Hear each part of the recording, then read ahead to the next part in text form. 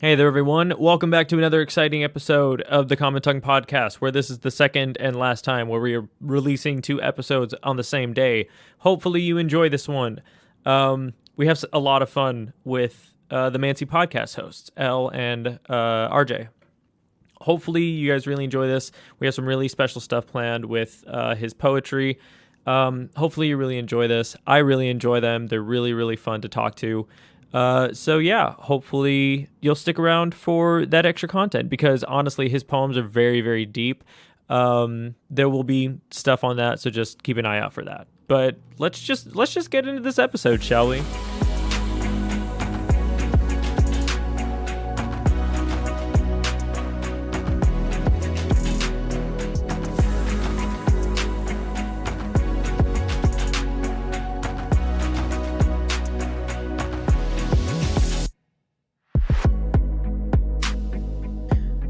Welcome, everybody. It's really late at night, and I'm really tired, but we're going to do a recording anyway. Welcome to another mediocre attempt at what we call a podcast here at the Common Tongue Podcasts.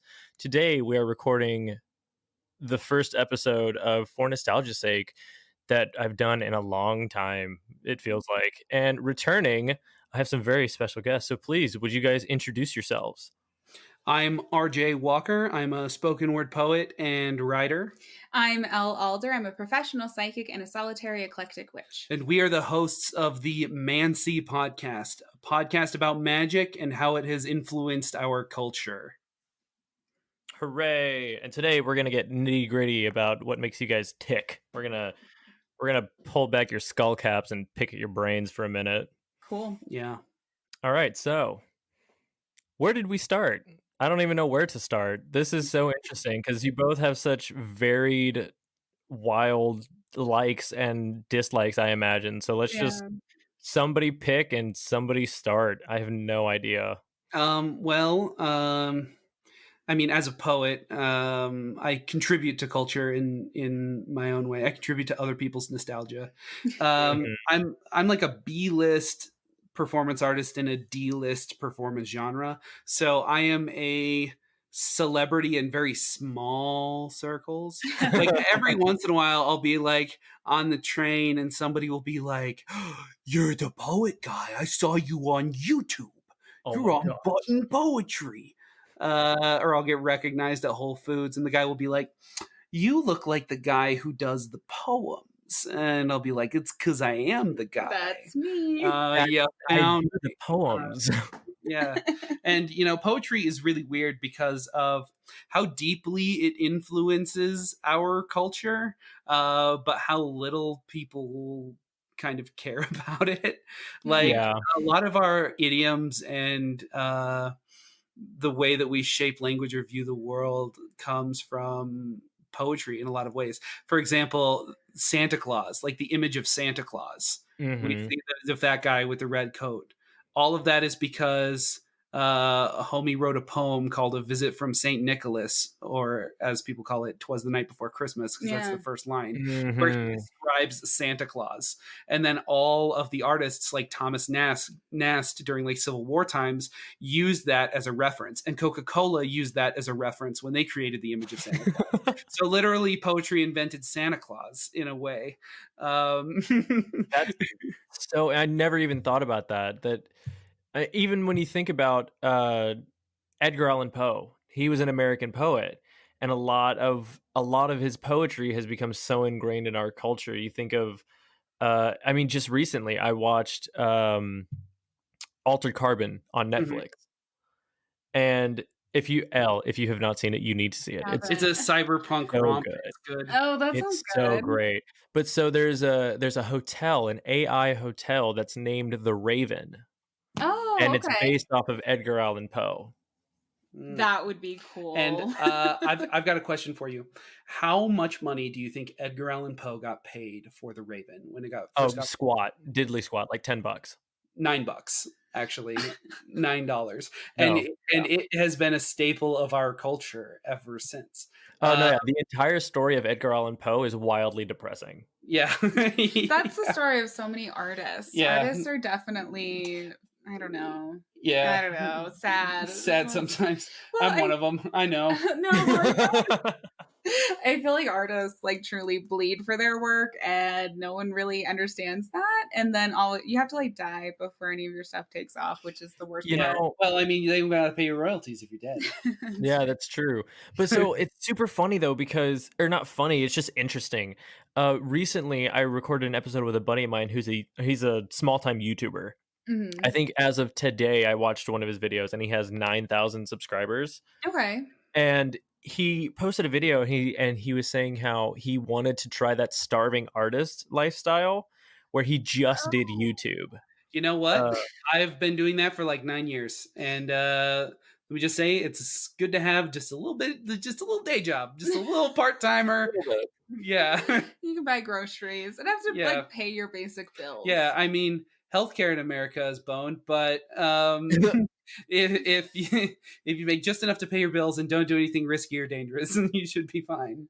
Yep. And it's just so interesting because it's so true about that where I have so many people on this podcast who I've done that with where I had one guy who was a music artist in Utah. I have my friend who's a YouTuber, and it's so it is depressing. It's so depressing knowing the fact that in order to make it as an artist, you either have to put it as your side hustle or you have to be beholden to somebody else to start out at least. Yeah, I mean, I don't even think to start out. I feel like it's just a thing. Like my dad is a musician, and so I grew up around that. My dad worked for the American Federation of Musicians, which is the musicians union, as we were growing up. So we watched him like negotiate all those contracts, and he's like in a very niche music market. He does Austrian Bavarian music, and he plays alp horns.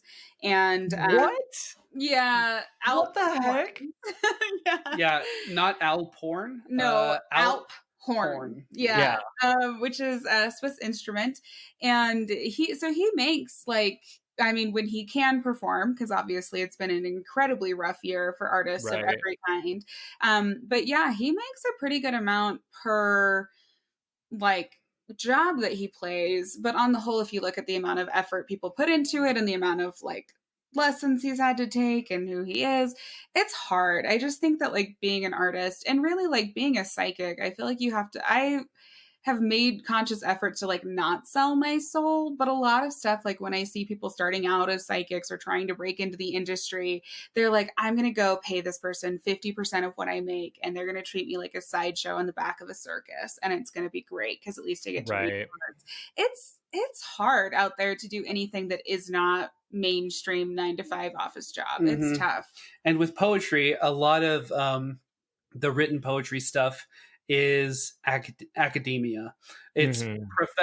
it's people who went to the university, got their PhD in poetry, teach poetry, and then make all their students buy their book as part of the course. And you laugh, but that is how it is. True. No, And yeah, I believe it. There's a joke in the spoken word poetry community, the poetry slam community, that poetry slam book sales are just the same 100 poets Venmoing each other the same $10, yeah, just in a circle. You have to put it in. You got to get started, and then when you sell your book, they'll bring it back. Yeah. I mean, Right, I've definitely gotten some lucrative deals. And a lot of that comes from college shows because universities and colleges have budgets to bring in performance artists and teaching artists. And so there is interest for poetry in that. But I have performed to a crowd of 6,000 people at Salt Lake Comic-Con, and they didn't give me jack diddly. But they wouldn't even let me sell my books. But I went to, I think it was McAllister, and they paid me $5,000 to do poems for 10 people. Yeah. And so it's a bit of a bizarre world like that. And a lot of money does come from being a teaching artist, where poetry comes first, but you also teach. So right now I'm coaching the St. George high school poetry slam team, and Utah Humanities is giving me a small stipend to do that. That's pretty cool. I'm just like teaching them over Zoom, basically. And like workshopping their performances and things like that. And that's kind of where you have to go with poetry. And I know Right. a lot of people, poets too, like to look down on Rupi Kaur. Are you familiar with Rupi Kaur? I'm not. Ruby Cower. Rupi Kaur. So she's a poet that made Instagram a platform for poetry, I would say. Like her poems are very short, usually accompanied by an illustration, usually very A line like drawing. flowery, minimalist, and she gets gets a lot of Flack. flack, just from like salty people who are like, oh, these are so trite, these are so basic. Mhm. But I think Rupi Kaur is great in the fact that even if she is mediocre, she made poetry a thing on Instagram and became a best-selling author and made it being like her own poet. And I really respect that. And if you look at the roots of Rupi Kaur, she's taking inspiration from Sufi poets like Rumi and Hafiz. And having that background, I think when you read Rupi Kaur and understanding that, I think gives you a bit more of respect for Rupi and her work. I know, and like you're like, I don't even know who this is, but like Yeah, I'm not. poetry circles, she's like the freaking the Backstreet Boys, you know, where people love her and love to hate her, you know. Oh yeah. Okay. Yeah. I'm gonna show you. This is like, I don't know if you can see it. So this is one of her Okay. Yeah. poems on Instagram. Oh, the lighting is super weird. Anyway, that's it. And the poem is, "You are lonely, but you are not alone. There is a difference." Rupi Kaur. And she has 180,000 likes on a post from January 5th. So that's like, she became really famous for just doing this specific style. These and little actually, aphorisms. yeah, Yeah. and you'll see like it's a very people Also, really please don't come after me, Ruby Cow. Ruby, please Rupi don't. Kaur. I'm so sorry. If I can cut this if you want, we can cut something. Just You know don't what? cancel me. If Rupi Kaur sends you a cease and desist letter, I will You've talk to made her it. publisher myself. Yeah, Uh, that's it. That's how you know you succeeded. But I mean, she published that like publicly on Instagram for everybody to read for free, so I think you're fine. Okay, I mean, fair, but you never know. I'd like to Yeah. cover all my bases. Listen, there's a reason why I got a minor in communications my last semester of BYU. Yeah. I specifically took a class in media law Oh. just so I wouldn't get boned. Can I ask you a question? Yes, absolutely. Go for it. What did you want to do with your degree? Or why were you like, this is the degree? Yeah, I why wanna get? linguistics? Aha. So I've explained this several times, but I love explaining it to people because Okay. it's so cool. Okay. So I went to school for linguistics. Originally, I had a dream of building a company that would take various people from various professions who spoke different languages and basically have it as a emergency translation line. Okay. Where if you needed somebody who had expertise in as a lawyer or as a litigator, or those are basically the same thing, but spoke Mandarin or spoke Russian or spoke I don't know, Thai, anything, you could give us a call. It'd say, "I need this," and we would get it to you within 5 minutes. So the gig economy, but for narrators. Yes, basically. Yeah. Wow. So that was my original dream. So I wanted to go to school for linguistics to learn about how, if I'm going to be 100% honest, it just sounded cool at the time. I thought linguistics would have been the best market or the best degree for that. Just learning I think how linguistics is cool. Yeah. Oh, I love linguistics. But so, and then it evolved into, specifically, I studied phonetics. So I took a lot of classes with sounds, and that's how I learned IPA. That's I got into etymology and historical linguistics and how words evolved and that kind of thing. And it culminated in my senior project was I had to write a language. Oh, okay. And funnily enough, on the most recent episode that just went up with a friend of mine named Sophia Senderak, she's a professional orchestral player. She plays French horn in orchestras. Okay. Or she did in the before times. The before times, yeah. Yeah. So she actually had me read some of my language on my podcast because Cool. yeah, it was super weird, but I hadn't looked at it in months. But it was it was so interesting because it makes your brain work and it makes it think in different ways. Yeah. It's so wild, just because you don't think about it. You speak a language and you just speak it. You don't think about it anymore. Mm-hmm. But when you write a language, you have to think about so many nuances and so many little pieces that you normally wouldn't think about. Yeah, and when I'm narrating audiobooks and authors come at me with their half young adult fantasy language that they tried to write, and I look at it and I'm like, this language doesn't work. It's just sounds with English phonemes. No, basically. Yeah. But it's so interesting to learn the fact that there is nothing new under the sun when it comes to a language. I had professors look at my language and they would say, "Oh, this resembles Dutch," or the way that your sound, it's called your oh crap, I can't even remember what it's called. It's basically the profile of sounds that exist in your language. Mm-hmm. I had a weird thing where there were only voiced fricatives and voiceless bilabial sounds, I think. Yeah, and it was super weird. It was a super random thing. I think that's how it was, at least. And my professor was like, "Oh yeah, that's like Navajo. Navajo does that." I was like, "Are you kidding me? I thought I was being super cool and super smart, and now you're just telling me that I know nothing." Oh my God.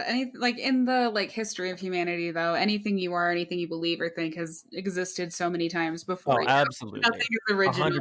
Just Yeah. copies, photocopies of the best parts of Yeah, things. things are derivative, as the poets say. Things are like other things. Which is to say, Wow, that's deep. Wow, so deep. I can see why people pay you thousands of dollars to do readings. yeah. I don't know. It's so interesting though, just knowing that all knowledge is derivative. Or so I like to put it as this way: is that knowledge is a translation of other knowledge. Mm-hmm. Yeah. I would say that's the biggest thing, or the thing that's weirdest for me to explain to people, is that I basically translate things for people. Like I get Yeah. information and I'm like, I don't know what this means, so I hope that you know what it means. And it's kind of interesting when you think about that, just in terms of everything. And artists, in so many ways, translate information in a way that we can understand it. So, musicians translate feelings into sounds that then communicate different things with us. And so, it's really interesting to think about art kind of in that derivative form, even when you don't use words, still explaining words, or people not lacking the ability to explain or put language to what they're experiencing, and how that can be expressed in different art forms in different ways. Yeah. Right.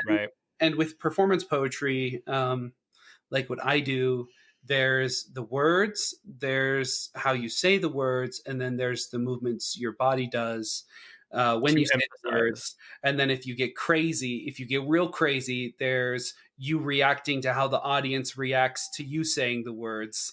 Yeah. It's so wild. So the most basic version of that is the call and response, where you train the audience to give a certain reaction, and that adds to your own poem, both as language and as sound. Slam poetry is truly a wild platform. It really. Have you ever seen slam poetry or experienced? Oh yeah. Well, okay. I think so. So, are you familiar with George Watsky? Yes. Yeah, I've met George Watsky before. Oh, I have too. He's such a cool guy. I love the guy. Yeah. But he was one of the first slam poets that I ever listened to. Because he did actually a thing on Def Jam.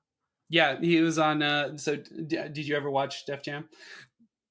Jesse Parent, one of our poet friends, has all of Def Jam on DVD. Okay. Whoa. Yeah. So before button poetry was the thing all the poets wanted to do, there was deaf poetry on HBO. You wanted to be a poet that got invited to deaf poetry. And there was a poet from Salt Lake who got invited named Morris Stegosaurus. Nice. And that's a name.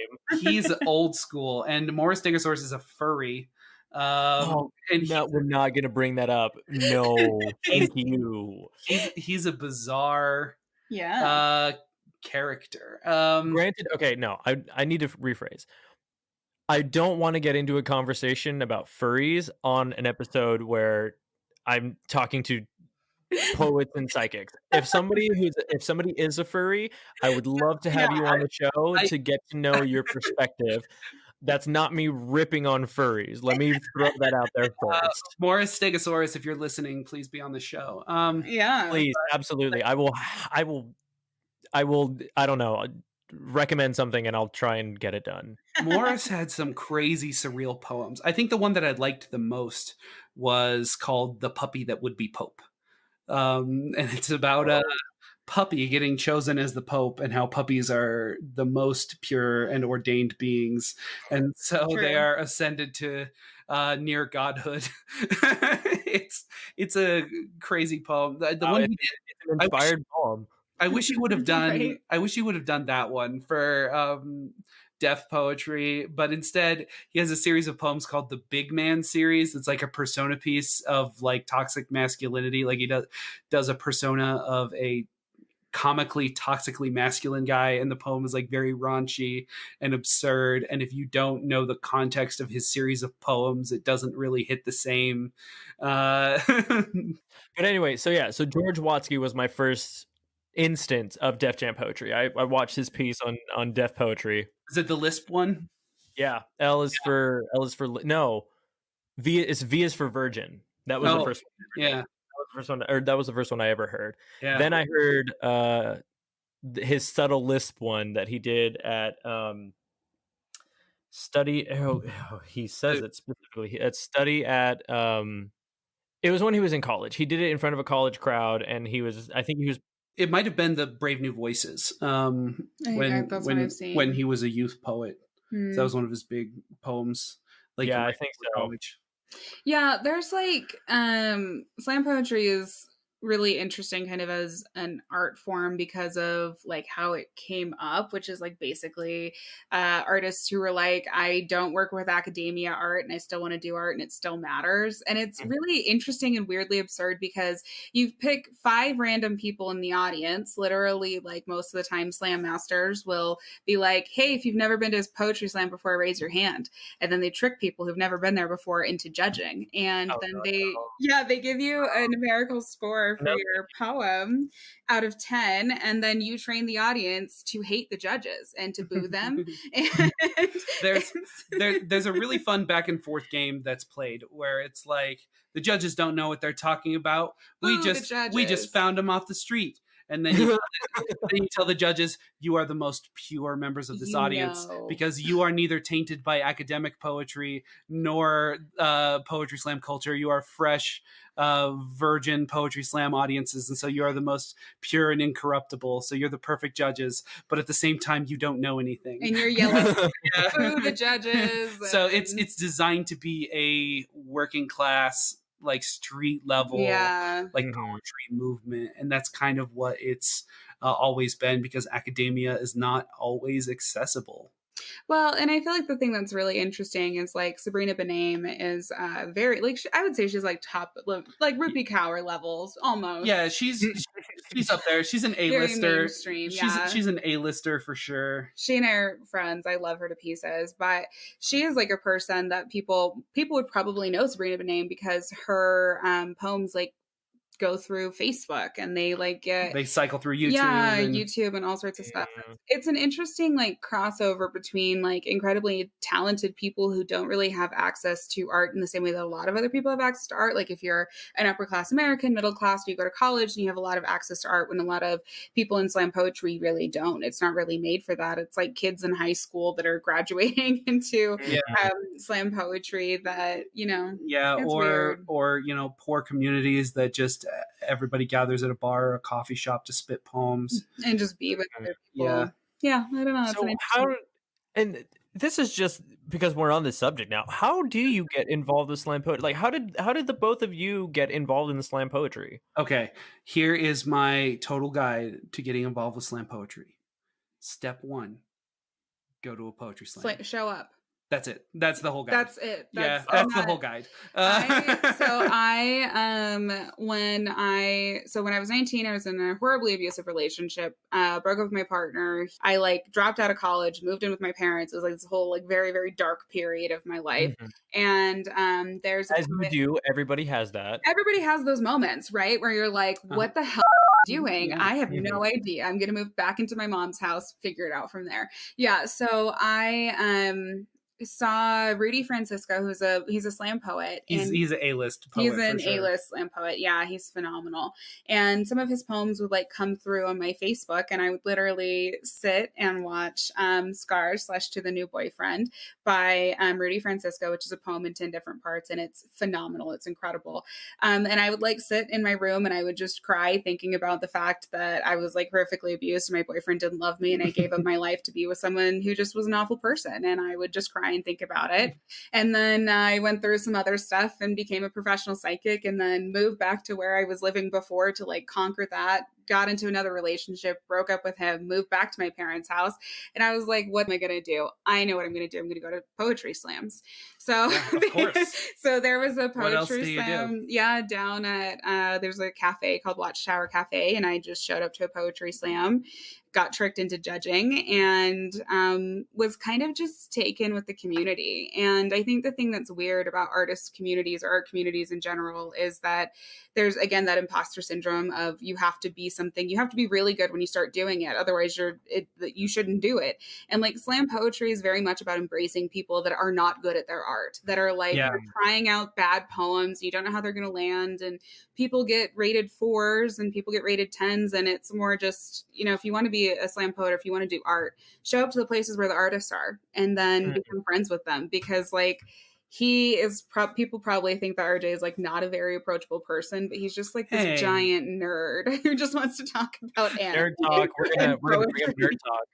Right. So it's kind of funny because it's just like a lot of forms of art. Like if you want to do theater, start going to shows and start meeting people and introduce yourself and start writing some stuff and do it. So I will say this though. I have one other experience that deeply influenced my opinion of slam poetry. Oh, do tell. I think. This looks like some tea right now. Is it the direct to DVD movie Street Poet? Because I hope it is. No, it's definitely not. Have you ever heard of To This Day? Oh yeah, Shane Koizen. Yeah, he's I think I would say beyond A-list. He's S tier. He's the poet laureate of Canada. Oh yeah, that is the other, I guess, deep influence that I have with slam poetry. Hey everyone, we'd like to take a moment to thank BetterHelp for sponsoring this episode. Are you searching for a good therapist, but just don't know where to look? BetterHelp is an online service that can assess your needs through a quick survey and matches you with your own licensed professional therapist. It's not a crisis line, it's not self-help, it is professional counseling done securely online. Especially in this time of uncertainty, BetterHelp is available for clients worldwide and may be exactly what you're looking for. There's a broad range of expertise in BetterHelp's counselor network, which may not be locally available in many areas. It's more affordable than traditional offline counseling, and financial aid is available. I even used BetterHelp. It was so easy to find a therapist and regularly get a hold of them. You can message them at any time and even set up video conferences to talk live with your therapist. Visit betterhelp.com/TCT podcasts to get 10% off your first month and join the over 500,000 people taking charge of their mental health with the help of an experienced professional. That's betterhelp.com/TCT podcasts. So I know those are my two main influences with slam poetry: George Watsky and Shane. Yeah, I opened for Shane Koizen once, actually. Whoa. At the Stateroom. I think you're A-list then. I think if you open, then you must be A-list. No, B-list. I assure you. So I have met Rudy Francisco like a handful of times. Like one of the first times was right when I moved back home with my parents, and he was doing a show up at Utah State University, which is like 2 hours away. And I like drove through the night in January to go see him. He saved my life. They pay poets so good though at They Utah do. State. So I met him then, and then the next time I met him, he was doing a show, or he was hosting a slam down in San Diego. My dad and I were on vacation, and I was like, okay, sorry, we have to go to this poetry slam. That's the one at the Queen Bee, right? Yeah, and I met Rudy Francisco after the show, and I was like, oh, you're really incredible. It's so great to meet you. And we were just kind of chatting, and he was like, oh, where are you from? And I was like, Utah. And he's like, oh, Jesse Parent and RJ Walker, yeah? And I was like, RJ, Rudy Francisco knows your name. I know. Like, I was like heavy breathing. It's almost like I've actually beaten Rudy Francisco before in a poetry slam. Yeah. Listen, if Rudy Francisco knows your name and he's like, oh yeah, RJ Walker, that's A-list. Right. That's my opinion on it, honestly.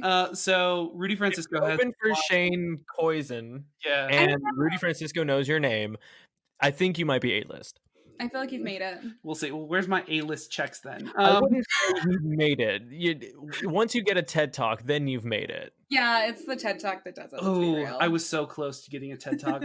Like, they wanted me to do a TED Talk, and then they canceled it. And then they started it back up, and they got different people. I was so glad. They changed the theme, and they were like, sorry, maybe in the future. Maybe in 20 years when you're old and gray. I have been on a Risk podcast twice doing storytelling. But whoa.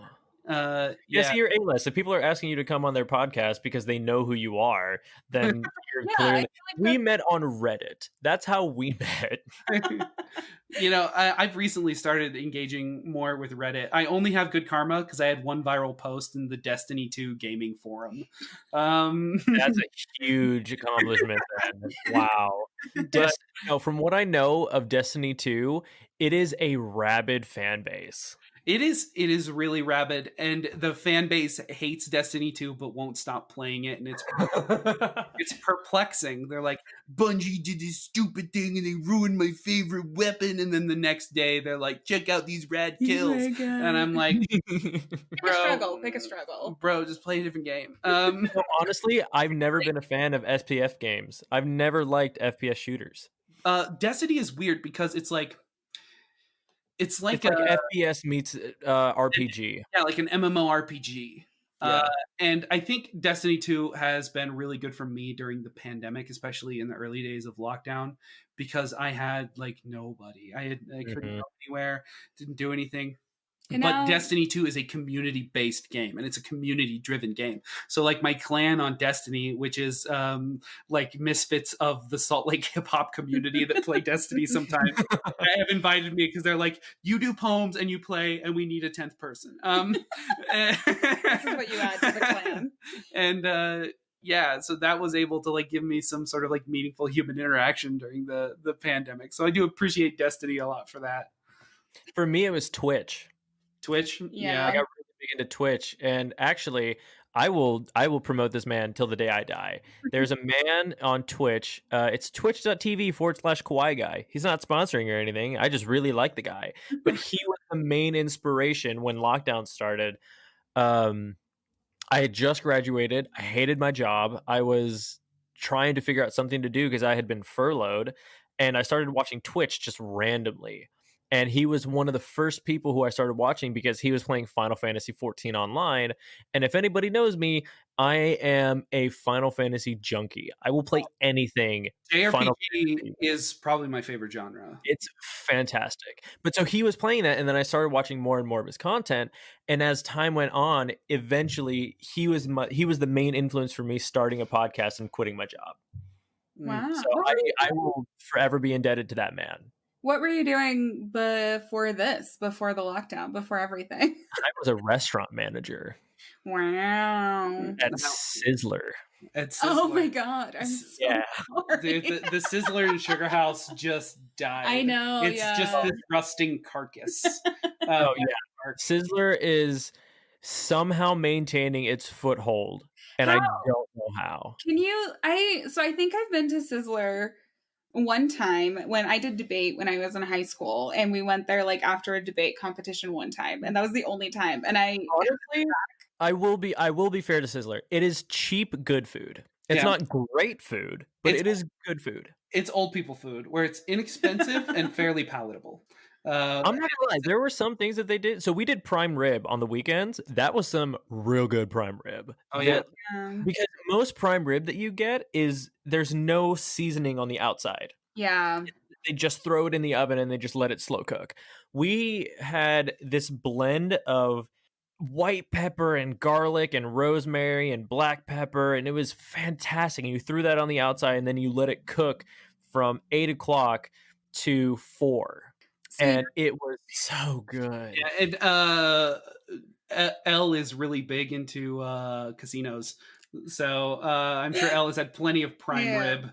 In case anyone was wondering, I play blackjack, and yes, it's because I can pick the cards. I know what's coming next, so I utilize my psychic abilities to win in gambling. That was one of my first questions when I met Elle.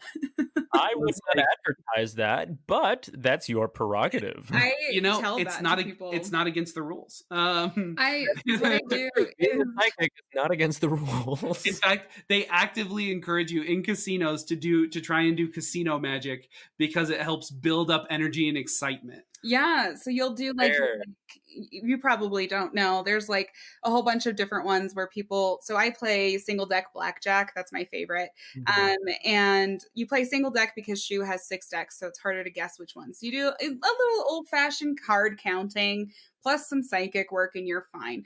But they have people like blow on the divider and do all sorts of different stuff where people won't cut the deck. Just little rituals, like wearing your lucky underwear and stuff is very much part of casino culture, and casinos really bank on that because energy is contagious and excitement is contagious. And if somebody's really confident about their like lucky tie or whatever, then it's going to get people more excited and they're going to want to gamble more. I have to say, that's actually true. That's actually true. And I will tell you why I know that is true. It's because I don't like sports in the traditional sense. There are very few sports that I am invested in or have an interest in. Surprisingly, they are very few and far between. I am interested in golf, tennis, boxing, and soccer.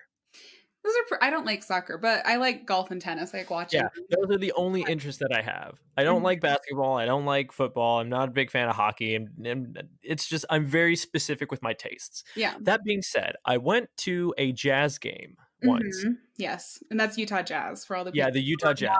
Utah people, like we're Utah people. Yeah. So I went to a jazz game because she's my best friend now, but her dad would always get tickets from his company. And so we went to a jazz game, and she was so confused because she looked at me and she said, "You don't like basketball." It's like, I don't care. I'm here. I'm going to enjoy it. And that's what it was. I was out of my seat screaming at, oh gosh, who's the really hot Hispanic guy on their team? Or who was on their team? It was I don't know. I have no idea. Bearded wonder who had a head full of hair. It was, he was beautiful. I don't know his name, but I know who you're talking about. Yeah, it was him. Like he was my favorite person on the team for no other reason than that he was Hispanic and he looked really hot. Yeah, I totally get that. I do have to say, by the way, I have never gotten in trouble for being a psychic at the casinos. More times than not, the dealers ask for my business card. So it's never been an issue for me. I have like double down, which is where you like bet double for one card on a 12, which is something you never do in blackjack because you're probably going to bust.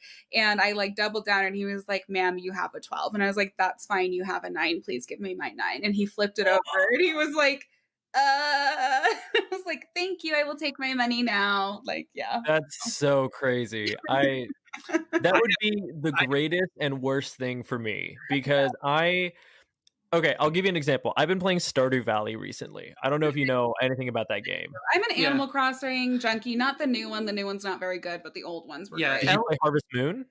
I haven't quite gotten into them. I also get sucked into and addicted to games, so I have to be very careful that nothing else needs to happen. Right now, the thing is Tetris effects for my Oculus. We are. It is a good time. But anyway, so I've been playing Stardew Valley, and I just had the fall festival, and they have that little game where it's a green side and an orange side, and you can bet how many stars, right? I am horrible at gambling because okay, the arrow starts at green, and Mhm. it's a random chance, but it's always a 75% chance that it will land on green. Okay.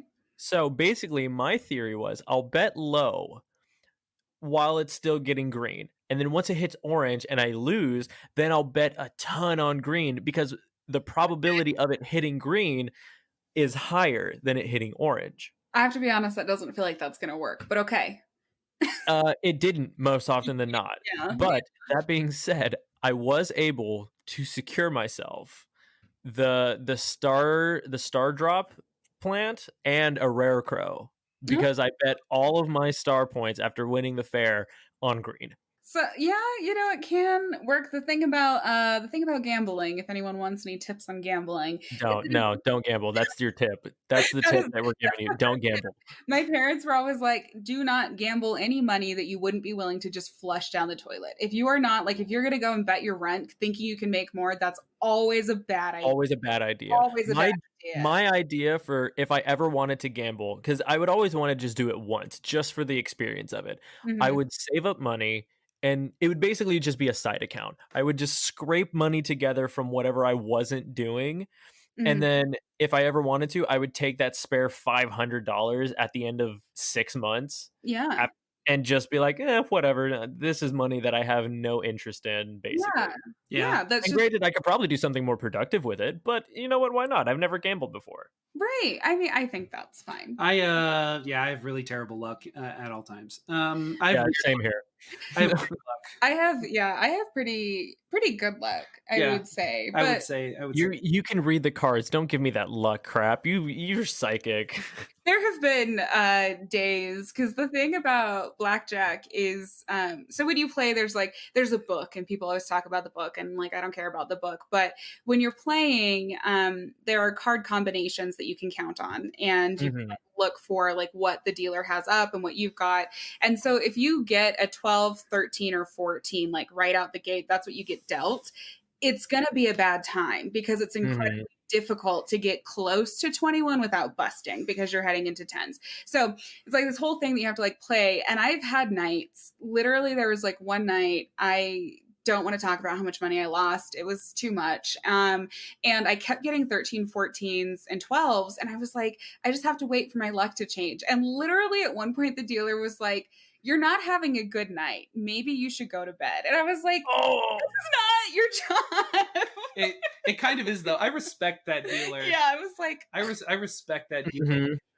I left after that. If I notice that you're having a bad night and you've just lost 10K, I will tell you to go take a nap. They're not paying those dealers enough. No, Yeah, right.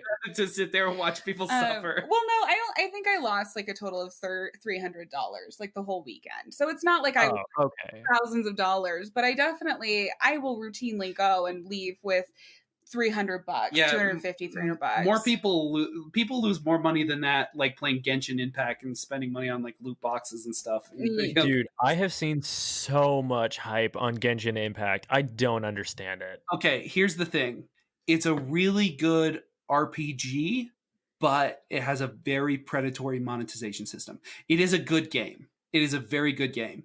But the monetization is so predatory that, like, if you have any problems with addiction or self-control, do not play it. Is it because of the gacha system that's in it? Yeah, the gacha system is so predatory that I honestly cannot officially recommend it to anybody. But if you play the game just free to play, all on your own, you don't get into any of the online hype.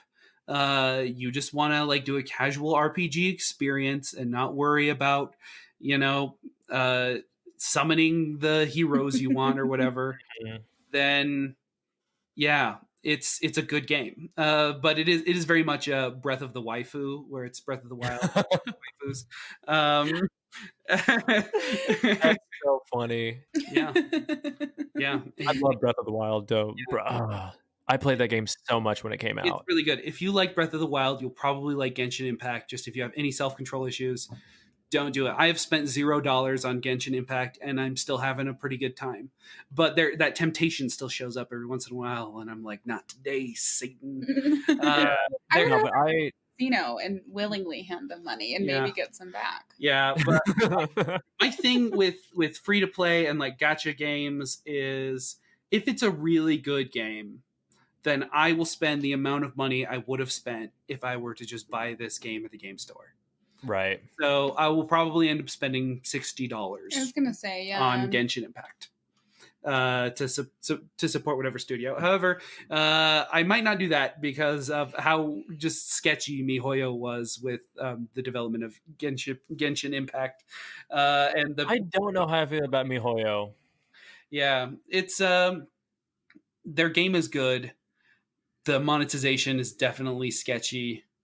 Like they create good games. They really do. They have some really good solid titles out there. There were a couple free to play games like I'm a huge Pokemon fan, so Pokemon Masters came out on the phone. I love Pokemon Masters. That was a fun one. I was having a great time. I was enjoying it, and I was like, I probably would spend maybe $20 if I were to just buy this game. That's how much enjoyment I've gotten. Yeah, and that's fair. And with Tetris Effects, because I got an Oculus Quest a while ago. Because I have a deep-seated fear of the dentist, and I was like, I need to leave reality if I'm going to go to this dentist appointment. So I got a VR that I could just put on and like watch movies while the dentist operated on my mouth. So I didn't have to. They let you do that? Oh, absolutely. He was like, "This is great. So cool."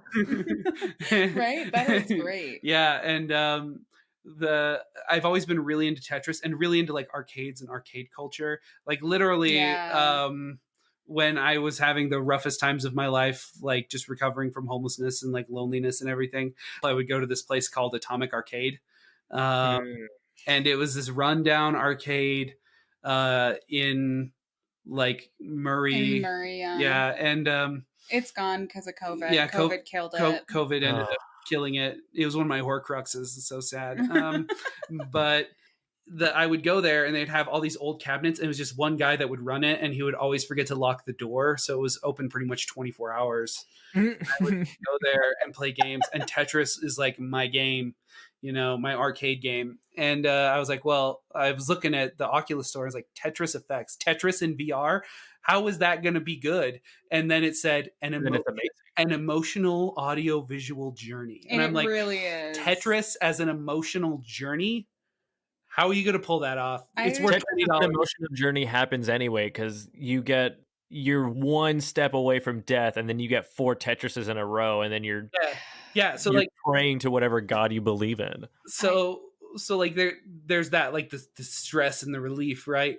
But this like Tetris Effects, like with the sounds and like the visuals and stuff, it really is like an emotional freaking journey. Literally, today before we had this interview, I was like I had a bunch of readings to get through. So I was doing a bunch of readings. I had like 45 minutes before our interview, and I was like, I'm going to go beat this Tetris level. Oh my gosh. And RJ like came out of his room and he's like, are you playing Tetris? I was like, yeah, I'm going to get it. And I did. I beat the level. It was good. And that's how I am with Stardew Valley right now. Right. Yeah. Every spare minute.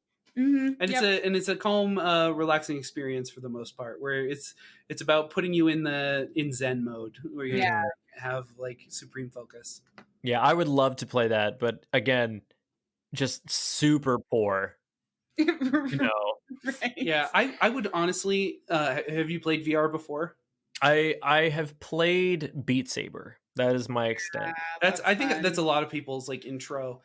It's great. I would say the Oculus Quest, especially the Quest 2 being out right now, I would say it's definitely worth the money. Yeah. It's basically a portable gaming console. He's probably trying to like start the podcast with his extra money. Yeah, but why do that when you could get an Oculus Quest? Also fair, because actually no, the first thing I need to do is buy a new computer so I can start streaming. Yeah, and then you can Yeah, that would be the first thing, which that's not cheap. That's almost the price of my left kidney. Yeah. And you've checked, I can tell. Yeah. You're prepared with that. Oh yeah, absolutely. Duh. I mean, what are you talking about? I bought my computer like right when I was graduating, right when the pandemic was starting, and the college I was going to was like, "Do you need to buy a new computer for online classes?" we'll give you a big chunk of money to help you do that for Oh, I free didn't know as part of that. the CARES Act. And I was like, well, this worked out really good for me, but really bad for the entire world. Yeah. I am wildly jealous of that. Yeah. And I can't explain to you how much I am, because I could so do with a new computer. This computer, it's a laptop that I bought in 2015 for college. And Yeah. it's running a Core i3. How is it still alive? Because I feel like my That is a computer's just great died. question. I mean, the computer that I sold to John's from 2011. Yeah, and it still And works. it's still kicking for the most part. But again, this is a laptop. Oh, Yeah. that one is Yeah. too. It's a Mac. yeah, it's a Mac. It's a late 2011 Mac that I Pro, just right? kept upgrading the internals. But Mac Uh-huh. doesn't let you do that anymore. The late 2011 was the last model where you could just swap out internals willy-nilly to upgrade it. I didn't know. you could do that. That's so nice. And they discontinued all the new upgrades for internals. And I was like, it's just time. And plus, I need a really good computer because I need to do my audiobook narration. Yeah, that's the other thing, is you might need to get one for audiobooks. Also, it would be a tax write-off if you buy one. Yeah. What DAW are you using for your podcast? Using I'm Audacity? sure people would love this. Yeah, I use Audacity, but I want to get into Ableton Light. Yeah. So, just like find one DAW and like stick with it. And if you're not going to do Logic Pro, then go Windows. That's my tip. Really? Yeah. Logic Pro is really user friendly, really awesome. But it's a Mac only software, and then you just kind of become tethered to Mac, Yeah. which has Yeah. a bit of a bummer. Especially because I want to play, PC games, but all I could afford was this Mac. Right. Because I needed it for work. Yeah. Yeah, I don't know. Ableton Light seems like a good thing, especially with having multiple tracks and only working with one track and separating and deleting stuff with what you need in one track. Mhm. So I want to try Ableton, but Audacity works for now. Yeah, Audacity is a good place to start. And honestly, you learn a lot using Audacity. But yeah, speaking of video games, a lot of my poetry is inspired by video games. Right, you said that you had Pokemon inspired Yeah, poetry. so my book, Indigo League, is inspired by the Generation 1 Pokemon games. There's a poem in the book for each different trainer you encounter in the game, in the order they appear, including the gym leaders and the Elite Four. And then there's a poem for every city that you visit in the game. And so my book of poems about Pokemon, as you've noticed, it might seem like, oh, it's about Pokemon, it's going to be fun nerd stuff, but it's actually it's very heavy. And it's very much the journey of survival and the journey of overcoming trauma, and the journey of finding more in the world than you ever thought was there in the first place, and unlocking the secrets you kept from yourself. See, and I think I like that because I think I can see that sort of parallel, especially in a game like Pokemon. Even though it's not there, even though it is a very lighthearted game, it still exists. You have a 10-year-old running out and trying to master the world, and sometimes he can't do it. You can't do it. Yeah. And then you have to go out and train and work harder and end up failing some more. And then eventually you get to something that might be the top. Yeah, and also the general metaphor of the tall grass. Like in pioneer times, literally you could die by tall grass. You could be a kid, step into the tall grass, and then just never be seen again, just be disappeared forever. And that's kind of how Pokemon starts, is you're about to go into the tall grass, and then somebody says, stop, you can't do that. You'll get disappeared. Go talk to Professor Oak and get a Pokemon to be a companion, to allow you to journey into this dark unknown. And go out there and achieve this goal. But even after you achieve the goal, there's other goals. You could catch all the Pokemon. You could build your favorite team. You could explore the secrets. You could catch Missing No and break the game. You could do that. That is always an option as well. Yeah, there's a lot. Who knew we would go deep on Pokemon in this episode?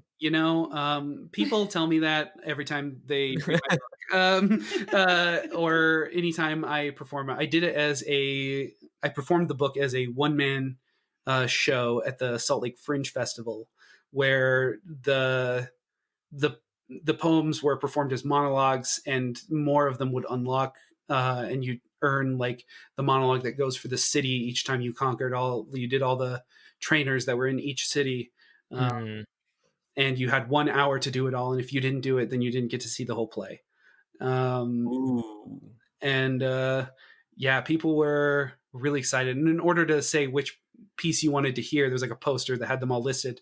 You had to make eye contact with me like you're a battling Pokemon trainer. That's cool. That's an interactive show that I would love to go to. That's really cool. Interactive theater is very much my jam. It's my degree is in theater. There you go. But yeah, and I mean, while I am permanently damaged in my brain, and also like, I'm still a person with depression and stuff like that, I have found other ways to heal. There's like actual real therapy, not just like talking to an old man in a room. I mean, maybe your therapist is an old man in a room, but he's much more knowledgeable about what your physical needs are for your physical brain. And then spiritual leaders can be spiritual support. And I think I don't know, there's that message of like resilience no matter what you do. And all of us take our different paths and it all looks different. And I don't think that there's like an inherently correct way, because the things that you need and the things that I need and the things that RJ need is all different. Right, exactly. It's like really interesting because I feel like I see a lot of the mental health side of stuff, and just especially like in my life, just the experiences that I've had, that's been something I've been really fortunate to be exposed to. But I always tell my clients, hey, do you have a therapist? Are you on medications? Like, I'm more than happy to do the spiritual side of this and help you with some like wellness and a little bit of, holistic care. But really, people need to be having therapists. So it's frustrating. I will say that is something that I learned, not necessarily early on, but it was something that I did learn, was that you can turn to faith after you've done everything else physically. Well, and I think that faith is a really great addition to it. Yeah, I think we're in a good spot. Yeah. Anyway, thank you guys for coming on to this again, for repeat offenders. Thank you. Hopefully you guys enjoyed this. Yeah, it was fun. Yeah. This was we normally record on Wednesdays anyway, so this was great to do it on Wednesday. Yeah. Oh, there you go. Yeah. Yeah. But yeah, so where can everybody find you guys, Elle and RJ? So you can find us at the Mancy Podcast, and you can find that wherever you get podcasts. That's Mancy as in necromancy. And or aquamancy or pyromancy. Hydromancy, actually. Hydromancy. Sorry, my bad. I think aqua is the Latin and Mancy's Greek. God, what are we doing? If we're being linguists. If we're being linguists. Yeah. Where can I buy your Pokemon book? You can buy Indigo League. You can buy signed copies from my website, rjwalkerpoet.com, or you can just get it on Amazon. And Elle, where can people get psychic readings from you and stuff? People can find me on Twitter at Laurels of Lux, which is LUX, and also my Etsy is at Laurels of Lux, and you can order readings from me on my Etsy. It's worth following me on Twitter if you can't afford a reading. If you're interested but you're not sure you want to commit to one, I do free reading giveaways constantly, and I do little 1-card pulls for people, so definitely follow me on there. Yeah, and we will definitely put all that stuff into the description so you can find these wonderful people. Guys, I genuinely had a good time. I always love doing these kinds of episodes. Yeah, it was good fun. I liked it. Yeah. I hope you learned a lot about the inner workings of Poetry Slam. Def Jam poetry, slam poets unite. Exactly. Oh, that's so old school. We're gonna have to watch that. Hey everyone! Yeah. Thank you so much really for need to listening watch to this episode. This episode is so wacky, especially and so George wild. Watsky, And he's he's good. like 18. And please go check out Elle and RJ. Really, they like, are being on Def so Poetry much fun. Really check out their Watsky's podcast. career. Check out their individual stuff, like they said. Well, thank you. Thank You guys just have to tune in for me. next week because And everybody we got else some really listening, exciting stuff we'll planned with the new catch you on series the next flip week. side. So definitely tune in for that, and Bye. we'll see you on the Bye next now. one.